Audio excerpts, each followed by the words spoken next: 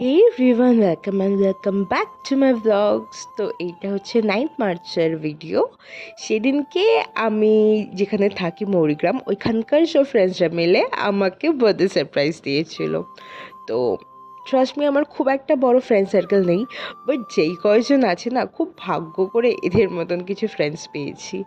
মানে সিরিয়াসলি, হ্যাঁ থাকে যে জন্মদিনের একদিন দুদিন আগে সেলিব্রেট করা বা সেদিনকে খুব বড় করে সারপ্রাইজ প্ল্যান করা বা দুদিন পর গিয়ে করা, বাট 2-2.5 মাস পর গিয়েও যে বার্থডে সেলিব্রেট করা যায়, কাউকে এতটা স্পেশাল ফিল করানো যায়, হয়তো এরা না থাকলে আমি জানতেই পারতাম না। আমি বাড়িতে থাকলে চন্দ্রা যেরকম আমার একটা সবসময় ব্যাক সাপোর্ট থাকে, বা ওর উপরে আমি এক্সপেকটেশন রাখি বা রাখতে পারি যে হ্যাঁ আমার স্পেশাল দিনে ও আমাকে সারপ্রাইজ দেবে বা এরকম কিছু করবে যেটাতে আমি খুব খুশি হব।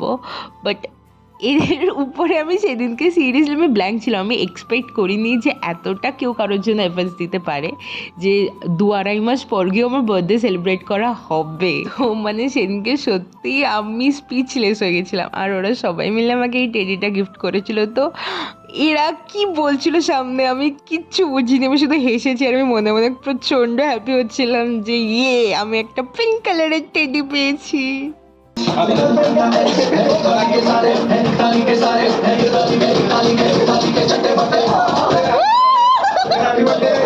चल गई मेरी बातों से निकल गई बात चल गई तू निकल गई मेरी बेपरवाही निकल गई मैं कर पाऊं किस खेत की मूली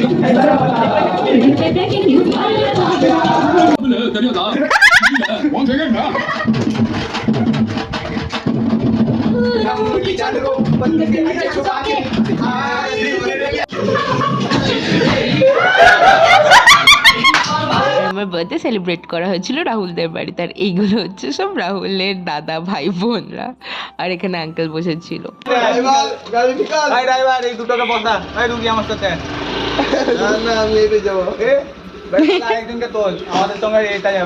তো এইটা ছিল আমার 2 মাস পরের বার্থডে সারপ্রাইজ। তোমাদের কেমন লাগলো কমেন্টে জানিও। তো চলো আজকের জন্য এইটুকুই, বাই।